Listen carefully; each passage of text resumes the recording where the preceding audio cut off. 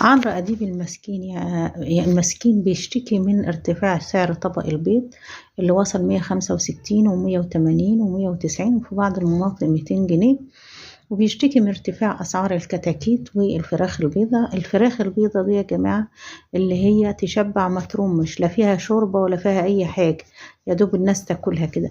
عمرو أديب بيشتكي منها، وزي ما انتوا شايفين بياكل بنهم كده، تحس ان هي حول الله دخله مش على قده، لأنه المسكين بياخد 2.5 مليون، 2.5 مليون دولار في السنة. انتوا عارفين يعني ايه 2.5 مليون دولار؟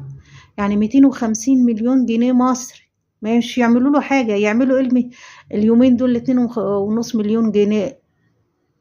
أنا اتلخبطت، المبلغ كبير مش عارفة انطقه. 250 مليون جنيه مصري يعملوا ايه اليومين دول؟ امال العيلة اللي دخلها 4 أو 3000 جنيه يعملوا ايه؟ ما بيقدروش يفتحوا